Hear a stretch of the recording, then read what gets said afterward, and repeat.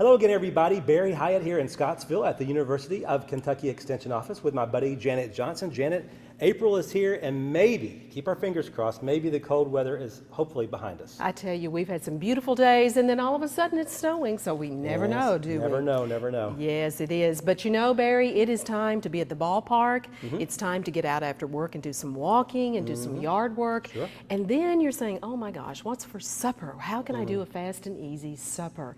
And that's what we're going to focus on today. Hey, sounds good. It's a great little formula so that folks can learn how to prepare their own skillet dinners. Okay. And I'm sure that people have seen the boxed skillet dinners, and I prepared many a boxed skillet dinner in my time. But really, they're only giving you pasta and a dehydrated sauce that you have to add really your meats and dehydration or hydration things too, like vegetables and milk, etc. So hey, you can save some money. And let's talk about how to be really great. Now, one of the things that I always do is start with a skillet dinner with a protein. Okay. So think about what you've been doing, and just recently we had an early holiday, Easter. Exactly. And many people may have had leftover ham. And if they're like me, they continue to slice, but then they're going to put some of that in the freezer to bring out for another meal at some point. And that's exactly what I've done. And I went ahead and just chopped up about 2 cups of ham. And it can be thicker, it can be thinner, because a lot of the hams are already thin sliced, and that's fine, you know, but just chop up some ham. And we've got that, so that's what we're going to start with today. The next thing in the formula is to think about a starch and a vegetable to make a casserole or one dish meal. All right, so I'm thinking, okay, what else do I have in the freezer with the ham? I'm thinking, okay, I always keep broccoli cuts. Now, some people might buy the 10-ounce boxes, and the only thing about the boxes, Barry, is they have a lot more water in them. You know, when you thaw them, you really need to squeeze those to get all the water out. And the same thing for the bags, but generally you'll find that the bags do not have as much moisture. So I get the cheaper broccoli cuts. You know, trying to save money, but this is always there on hand, and it's a great addition to start with, and that's exactly what we have over here today.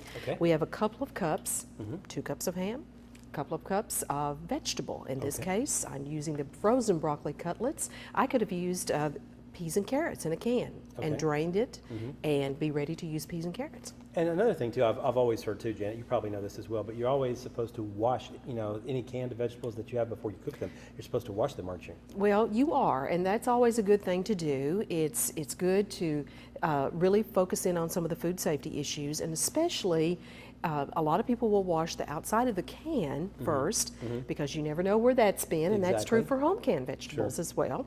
And so that the lid doesn't get down in there and contaminate, and the same thing, you can run some water over your vegetables too, and that will be fine. And then of course you steam them, and it gets all those germs out of there, right? Yeah, it gets rid of them, but that is a good point there for food safety. Now, so we have, again, a vegetable, we have a protein, and now we're thinking about a pasta. And I want to encourage people, instead of, again, of kind of your simple macaronis or other types of noodles in the box mixes, to think about a colorful pasta, like a garden pasta. This is a garden rotini, and you can buy it in many different brands. It's very inexpensive. And it also adds color and flavor to any of your casseroles. So keep this staple on hand. It adds just a lot of oomph. Several times. It's outstanding. It is outstanding, and it's just useful for everything. So I have pre-cooked some of that so it'll be fresh, This does not freeze as well, so this is something you might want to do at the last minute. Now, if you're thinking about a starch too, and let's say you wanted to do a stir fry, you might not add your starch to the stir fry. You might just do it, put it down as a bed, and serve your stir fry on it. Same formula, but we're not putting it right in here. But today we'll add it. So the ham, the broccoli, the garden rotini, and then we have to think about flavor and a sauce. So one way to actually always have some flavor on hand is to think too, when you're shopping for Easter or some of the things that are coming up, and onions are on sale, or sweet peppers are on sale, or gardens are coming and you're going to have some extra things, buy in bulk and chop, chop, chop. If you have to chop a half a cup, go ahead and do the whole onion. Do it all at once, and then what you have is some onion that you can put in a freezer bag, or if you're going to use it quickly, you might get by with a storage bag. Okay. But freezer bag weight is best for freezers. Okay, very good. So we have it ready to take out and to use, and the same thing goes, Barry, with leftover celery Okay, and sweet pepper. which I love. Green Oh, pepper. yes, sweet pepper, and the more colorful the pepper, the sweeter that it is. Is that So, right? Yes, I that's never true. knew that. Well, see, I love red pepper too. Actually, And- better than green pepper. Yes, so. because it's sweeter, it's more mature. Okay, Yes. there you go. So consider that, and if you find a garden somewhere and they have lots of red peppers in it, be sure and go pick those. Because for Get some those first. reason, the more ripe pepper is more expensive. Yes, It is. It is. But I've noticed that too at the yeah, grocery it's, store. it's really a ripe green pepper. I guess I have expensive taste on it. You do. You actually do. Now, here's another trick, too. Let's say you didn't want to separate your green pepper, your celery, and your onion, and you really like this combination. Right. Here in the South, we love onions and sweet peppers, green peppers, and some people like okra, and some people like celery, but that is a great flavor mix. Okay. And it's the basis for lots of different things. You can use this in your spaghetti. You can use it in sloppy joes. You can use it in almost anything, you Right. know, with a base. So I'm just going to measure out about 1/4 to 1/2 cup of each one of these. Okay. And that's going to be a vegetable, added vegetables, Okay. flavor mix in this particular casserole. So onions, celery, sweet pepper, and I have them on hand, and then I can put what I don't use, I just measure out. Sure. And then I've got these to zip back up, and they go back in the freezer. freezer, They sure. do, and they're ready for another day, along with the extra broccoli that I didn't use. Any idea how long they would last and be okay in the freezer? I mean, how long could you put them in there? Is it a long time or just like maybe a week or so?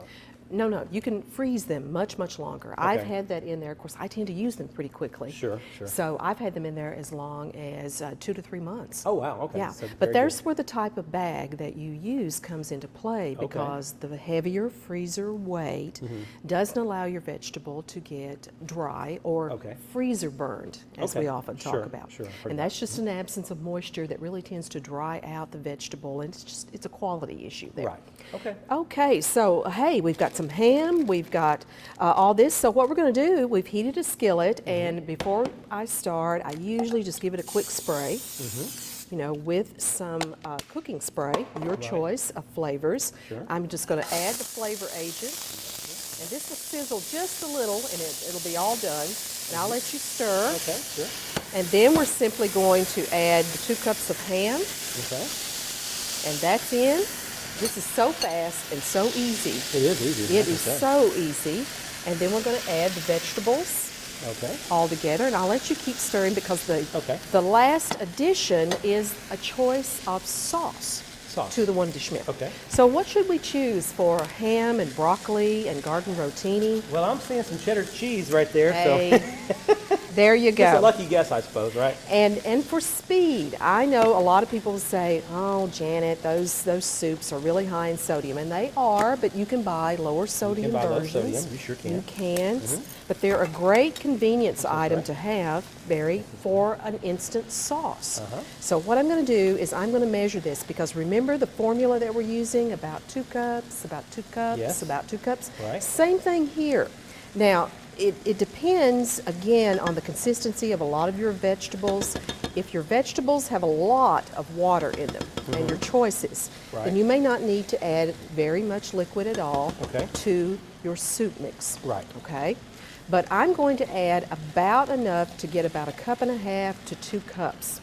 Okay? Okay. So we'll add just a little milk to kind of thin okay. this down just a little, okay? And I'm just doing it in a measuring cup. Right. And I'm just going to do it and then just kind of stir it up until it's just blended. And it should be good. And I can see your vegetables doing pretty good over there. Hopefully so. I'm not real good at this, but I'm giving it my best shot You're anyway. doing a great job. And you know, the good thing about this formula and the one dish meal concept is that we can do it all in the skillet. Yes. Or if you're pressed for time and don't want to do as you're doing, which is basically stirring as you go to keep it from sticking, Right. then you can pop it in a casserole dish. And I'll show you in just a Okay. moment what we would do. That just means it's going to bake in the oven about 50 minutes, and then Okay. you might want to add a topping as well. Yes. But that frees your hands up to do other things. Okay. but we're going to treat it like a skillet dinner tonight, and that's always quicker than an oven casserole. Okay, so we're simply adding our cheese sauce, and this makes a lovely ham cheese flavor that we associate with delicious ham dishes. Combination. Absolutely. So now we're just stirring this up. And so what we've done, we've added some vegetables for flavor. We've added a vegetable for a main vegetable. Right. Some pasta for the starch. Some ham for the protein. Yeah, that's fine. And now your choice. If you want to add some extra flavor or seasonings, you can do a little bit of salt to taste. Okay.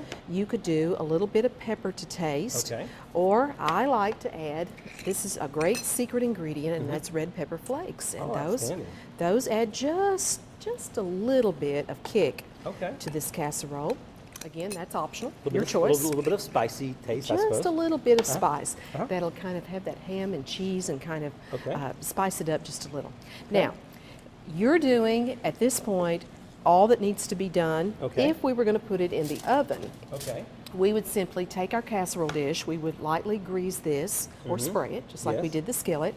Now we would spoon all this mixture in, and we would cover with aluminum foil and let the mixture bake for approximately, depending on the size of your dish and the shape of the dish, approximately 30, 40, or even 50 minutes. Now you can see. And then look what we have now. That's right. Wow. Now what I did was let this cook for approximately 40 minutes. Then I put some yummy fried onion rings on there. Oh. Now, that's a no-no if you're looking for a special diet, because this is very healthy.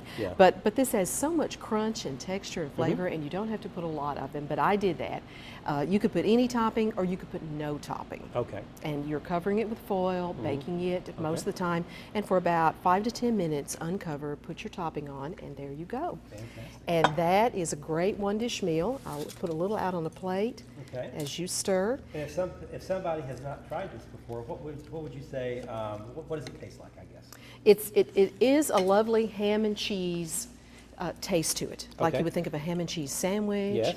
You know, again, the rotini adds flavor, kind of a ham and broccoli casserole. A lot of people use that. Now, if we were going to continue to use this on the stove, you would put the lid on, and you could just show how to do that. Yeah, you could do that. And what we're going to do is reduce the heat down to medium. I guess I've stirred pretty well. You did a great job.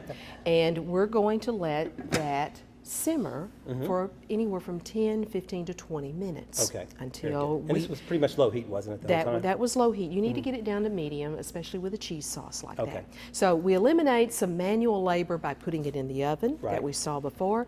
Here, you speed the time up. There you go. But the end result is the same. Very nice. And it's a wonderful, wonderful one-dish meal, but the formula can be adjusted for all types of one-dish meals. Yes, well, it's a fantastic idea. I know everyone is going to love seeing this. And of course, if you'd like to see the recipe, you can check out our website. It's nctc.com.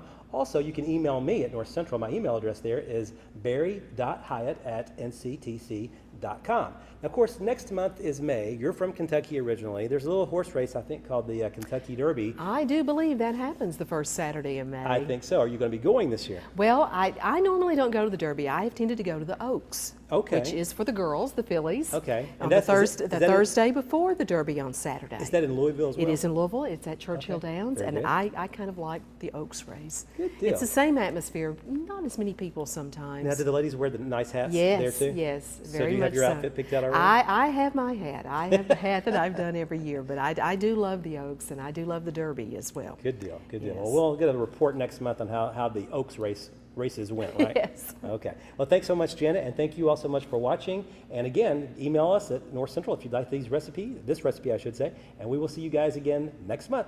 Take care and have a good day.